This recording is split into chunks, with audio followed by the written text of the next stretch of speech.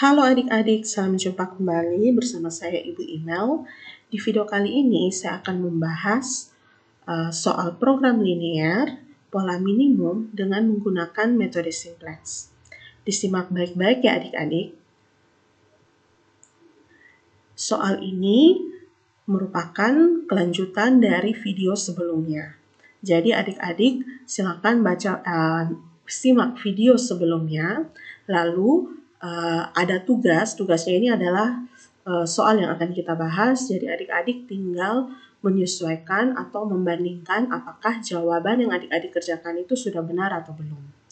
Oke, jadi soalnya itu adalah selesaikan program linear berikut dengan metode simplex. Minimum Z sama dengan 15X ditambah 20Y dengan batasan 5X ditambah 10Y lebih dari atau sama dengan 20. 3X ditambah Y lebih dari atau sama dengan 5, di mana X dan Y lebih dari atau sama dengan 0. Nah, untuk menyelesaikan dengan metode simplex, yang pertama program linear ini kita ubah dulu ke bentuk kanoniknya, lalu kita bawa ke dalam bentuk tabel simplex, lalu bawa ke tabel simplex yang optimum. Nah, penyelesaiannya berarti program linear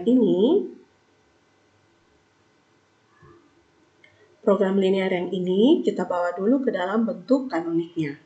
Berarti bentuk kanoniknya adalah min Z sama dengan 15X ditambah 20Y ditambah 0R1 ditambah 0R2 ditambah MA1 ditambah MA2 dengan batasan 5X ditambah 10Y kurang R1 ditambah A1 sama dengan 20, 3X ditambah Y kurang R2 tambah A2 sama dengan 5, lalu X, Y, R1, R2 itu lebih dari atau sama dengan 0. Nah, A1 di sini pasti sama dengan 0 karena merupakan artificial variable atau variabel buatan, maka nilainya ini harus 0. Oke, sekarang kita lihat dari bentuk kanonik yang sudah saya jelaskan tadi, kita bawa ke dalam bentuk tabel simplex. Maka yang pertama kita lakukan adalah kita tuliskan dulu variabel yang ada di fungsi tujuan, yaitu X, Y, R1, R2, A1, A2. Lalu yang di sini kita tulis BI, lalu yang ini kita tulis RI. Lalu yang sekarang ini kita tuliskan dulu koefisien dari bagian baris CJ ini kita tulis dengan koefisien pada fungsi tujuan. Berarti X itu koefisiennya adalah 15, kita tulis seperti ini. Y itu koefisiennya adalah 20, R1 koefisiennya adalah 0, R2 koefisiennya 0, A1 koefisiennya adalah M, A2 koefisiennya adalah M. Nah, cukup seperti ini. Lalu untuk kolom basic variabel yang kita ambil adalah artificial variabelnya, maka A1 dan A2. Lalu untuk menuliskan kolom koefisien ini, kita tetap melihat dari fungsi tujuan. Maka di sini adalah M, M. Sekarang bagaimana kita menuliskan ini, kolom yang di bagian ini, kita lihat fungsi kendala pada baris pertama, atau fungsi kendala yang pertama. Berarti untuk kolom X kita isi dengan 5, Y kita isi dengan 10, R1 kita isi dengan negatif 1, R2 0, A1 1, dan A2-nya itu 0. BI kita tuliskan adalah konstanta di sebelah kanan, di ruas kanan. Sehingga dapat ditulis seperti ini. 5, 10, negatif 1, 0, 1, 0, BI-nya adalah 20. Lalu bagian yang ini 3, 1, 0, negatif 1, 0, 1, dan ruas kanannya adalah, nilai di ruas kanannya adalah 5. Sekarang kita cari nilai dari ZC. Nilai ZC-nya adalah 5 kali M ditambah 3 kali M. maka akan diperoleh 8M, lalu 10 kali M ditambah 1 kali M, dan kita peroleh 11M. Kita lakukan hal yang sama untuk setiap kolom yang ada di bagian ini, dan kita peroleh negatif M, M, ini M ya, yang bagian ini M.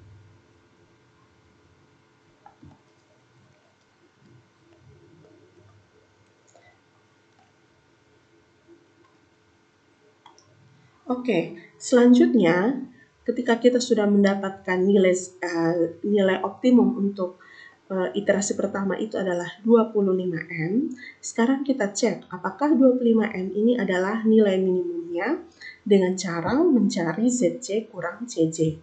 Jika nilai ZC kurang CJ masih ada yang positif untuk kasus minimum, maka kita akan lanjut ke iterasi yang berikutnya.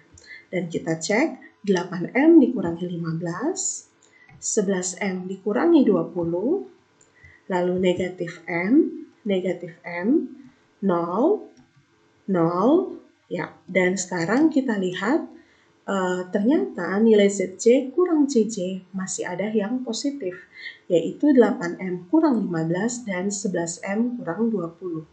Dari kedua nilai ini, manakah yang paling positif? Yaitu 11M dikurangi 20. Oleh karena itu, yang akan menjadi baris pivot itu adalah kolom yang dari 11M. 11M dikurangi 20. Oke, sekarang kita lanjut untuk menemukan baris pivot dan kolom pivot. Baris pivot berdasarkan nilai dari kolom pivot. Berarti kita cari rasionya. 20 dibagi 10 itu adalah 2. 5 dibagi 1 itu adalah 5. Nah, kita lihat nilai yang paling kecil. Nilai yang paling kecil adalah 2. Maka baris yang memiliki 2 ini akan menjadi baris pivot. Seperti ini ya adik-adik. Oke, sekarang kita lihat. Maka 10 di sini akan menjadi satu utama. Berarti dengan cara apa adik-adik? Semua baris yang ada di sini kita kalikan dengan 1/10. Jadi kita tuliskan dulu. Jangan lupa sebelum kita buat seperti itu, Y di sini akan masuk ke dalam kolom pivot, menggantikan nilai A1. Sehingga di sini kita tuliskan Y dengan koefisiennya itu adalah 20, sedangkan A2-nya itu tetap, lalu koefisiennya adalah tetap M ya. Lalu sekarang kita fokus kembali ke yang ini, berarti kita tuliskan dulu semua nilai yang ada di baris ini kecuali bagian RI. Lalu kita kalikan dengan berapa adik-adik? Supaya 10-nya menjadi 1. Ya, dengan 1/10. Dan diperoleh 1/2, 1 negatif 1/10, 0, 1/10, 0, dan 2. Kita tuliskan pada baris yang ini, sehingga diperoleh nilainya adalah seperti pada bagian ini.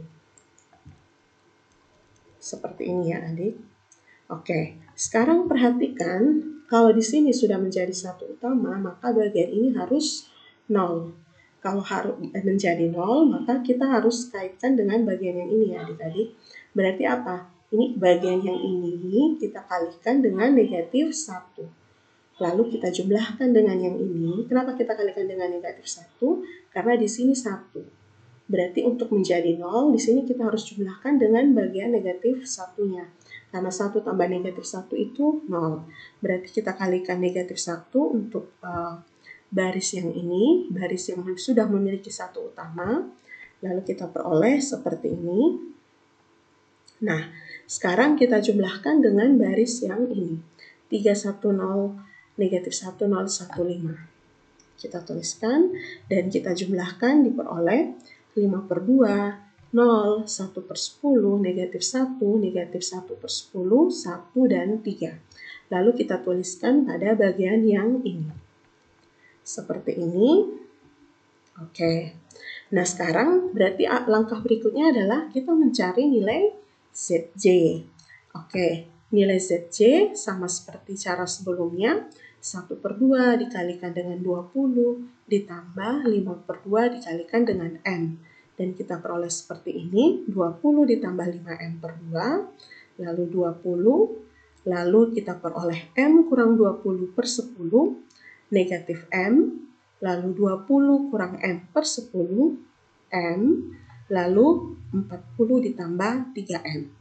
Sekarang kita mau cek apakah 40 tambah 3M ini sudah merupakan nilai minimumnya dengan cara apa adik-adik?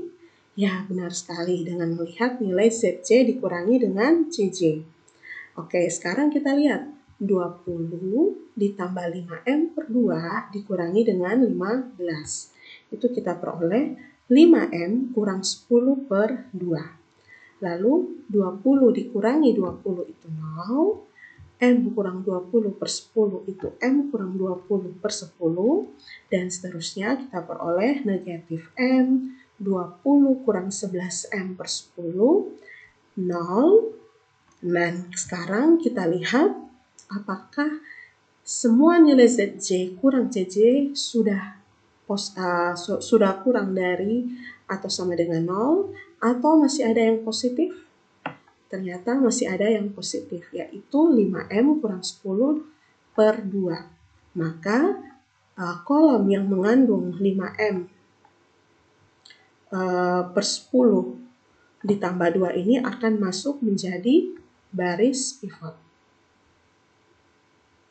Kolom pivot ya. Akan menjadi kolom pivot. Oke, kita tuliskan seperti ini. Dan sekarang kita fokus ke bagian BI-nya itu kita bagi dengan kolom nilai yang berada pada kolom pivot. Berarti 2 dibagikan dengan 1/2 itu 4, 3 dibagi dengan 5/2 itu 6/5. Nah, sekarang nilai yang paling kecil adalah 6/5. Maka baris yang mengandung 6/5 ini akan menjadi baris pivot.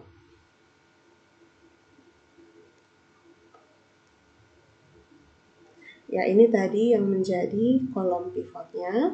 Berarti apa adik-adik? Akibatnya X akan masuk ke kolom variabel menggantikan posisi A2. Berarti di sini X 15, nah 20Y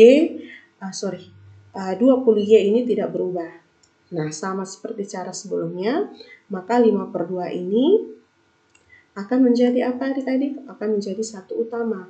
Berarti kita semua baris ini kita akan kalikan dengan 2/5. Seperti ini, kita tuliskan dulu, lalu kita kalikan dengan 2/5, dan kita peroleh seperti ini. Ini sudah ada satu utama, 1, 0, dan seterusnya. Kita tuliskan di baris yang X ya, jangan tertukar adik-adik. Oke, 1, 0, 1/25, negatif 2/5, negatif 1/25, 2/5, dan 6/5.